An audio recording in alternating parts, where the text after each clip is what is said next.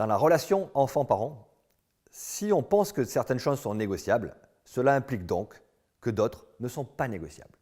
C'est ce qu'on appelle le cadre négociable et le cadre non négociable, les sujets qu'on peut aborder, sur lesquels on peut discuter, et les sujets qu'on n'abordera pas, sauf circonstances exceptionnelles. Et c'est pour ça que je vais rajouter une petite nuance dans ces deux cadres, un troisième cadre, le jamais négociable.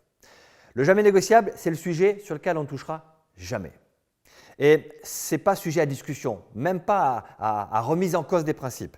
Et c'est pour ça que je pense que ce métacadre, ce cadre ultime, il est important parce que ça implique que certains sujets ne doivent pas être discutés. Si tout est négociable, ce sont des discussions sans fin. On n'arrête pas d'échanger, on n'arrête pas de remettre en cause, on n'arrête pas de revenir. Et nos enfants sont très forts pour ça, pour venir retitiller les limites que l'on a posées. Et rappelez-vous, j'ai dit que le paradoxe de la création de relations de confiance entre les enfants et les parents, c'était de fixer des limites et d'encourager les enfants à les repousser. Mais on ne repousse pas le jamais négociable. Et ça, c'est aux parents à fixer ce qui ne doit jamais être abordé, ce qui ne doit jamais être remis en cause. Alors, le négociable, c'est connu, ça a peu de valeur. Ce sont les sujets qu'on négocie régulièrement. Si votre enfant vous demande tous les soirs de venir lui raconter une histoire plus longue que ce qu'on a prévu, s'il vient négocier pour 5 minutes de télévision supplémentaire, à force, ce sujet, on sait qu'il est négociable. On sait que de temps en temps, on peut céder, on sait que c'est quelque chose qu'on peut donner. Donc, dans la durée, les sujets qui sont négociables perdent de la valeur. Parce que les enfants, comme les parents, savent très bien que c'est un sujet facile à aborder et sur lequel ils vont facilement obtenir quelque chose. Le jamais négociable, on l'a dit, on n'y touche jamais, on n'y touche pas.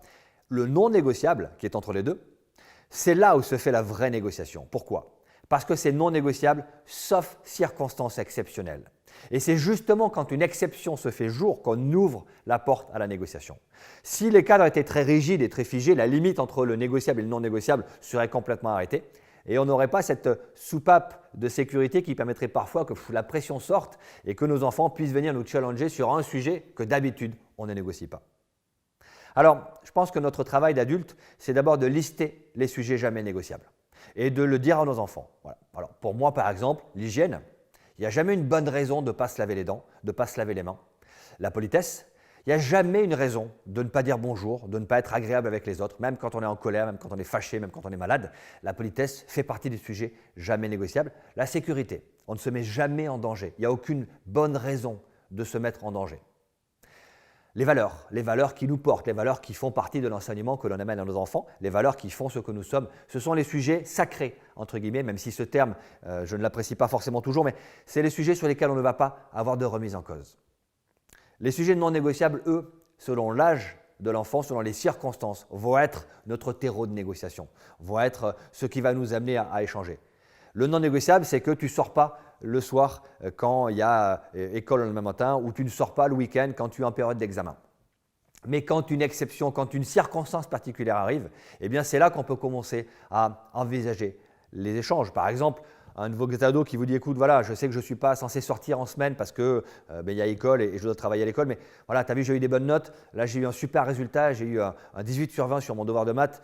Est-ce qu'exceptionnellement, je ne peux pas sortir parce qu'il y a une soirée et je vais retrouver mes potes et voilà, est-ce que je peux sortir ?» Là, on est dans le non négociable. Le principe, c'est qu'on ne sort pas la semaine quand il y a des examens qui se préparent ou quand la scolarité se déroule. Mais exceptionnellement, parce qu'il y a cette fête particulière, parce qu'il y a des bonnes notes qui sont à la clé, on peut accepter de céder. Il faut juste dire qu'on revient sur le non négociable parce qu'il y a une circonstance exceptionnelle. Écoute, voilà, normalement, tu le sais. Tu n'es pas censé sortir parce que c'est école, parce que c'est une semaine de classe et je préfère que tu te sois reposé pour continuer à avoir des bonnes notes. Maintenant, tu me dis qu'il y a une sortie organisée avec tes potes. C'est exceptionnel, ça n'arrive pas souvent. Tu as eu des bonnes notes, tu as respecté ton engagement. Bien, exceptionnellement, je te laisse sortir ce soir à la condition que tu rentres avant 23 h. On va se donner des limites. Et qu'est-ce qu'on va négocier avec nos enfants? Vous le savez si vous avez été dans cette situation, l'heure de rentrer. Non, s'il te plaît, je peux rentrer à 1 h du matin, sinon les autres vont rentrer plus tard que moi. Non, 1 h du matin, c'est beaucoup trop tard. Allez, on coupe la poire en deux, on se dit minuit. À minuit pile, tu es à la maison. Par contre, si tu n'es pas à la maison à minuit, c'est la dernière fois que je te laisse sortir quand il y a une fête particulière qui est organisée. Bref, on vient de rentrer en négociation. On a ouvert la porte à la négo sur un sujet non négociable. Pourquoi? Parce qu'il y a une exception qui s'est fait jour et c'est aussi le plaisir de la négociation à certains moments de transiger sur des cadres qu'on a pu former. Vous voyez, on n'a pas touché au jamais négociable, on a juste travaillé sur le non négociable qui devient négociable exceptionnellement. On peut aussi dissocier le fond et la forme.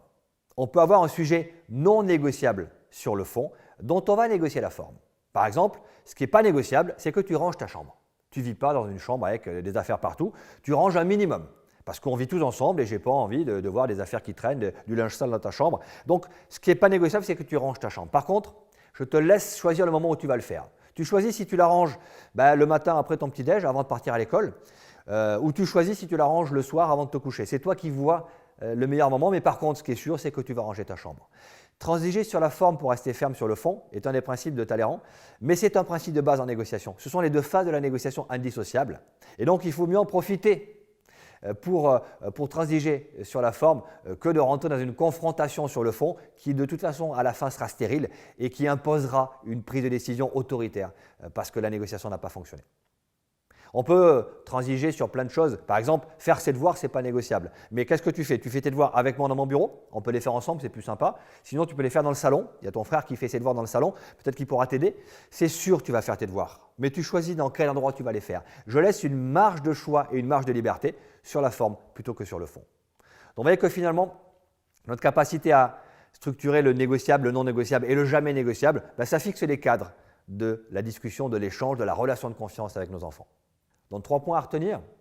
Fixez d'abord le jamais négociable, le métacadre qu'on ne viendra jamais affronter, qu'on ne viendra jamais discuter parce qu'il ne doit pas être trop épais, il ne doit pas y avoir trop de choses dans le jamais négociable, mais ce sont des choses sur lesquelles on doit rester ferme et ferme dans la durée. Ensuite, cadrer le non négociable. Qu'est-ce qui n'est pas négociable? Parce que ces sujets-là sont importants, parce que ce sont des sujets qui structurent notre vie en commun, qui structurent la relation qu'on a avec les enfants. Et troisième point, accepter que le non négociable puisse être négocié quand une circonstance exceptionnelle apparaît. C'est exceptionnel, exceptio, qui déroge à la règle. Et donc ça doit être ponctuel et ça doit être exprimé, mais c'est aussi ce qui ouvre le terrain de la négociation.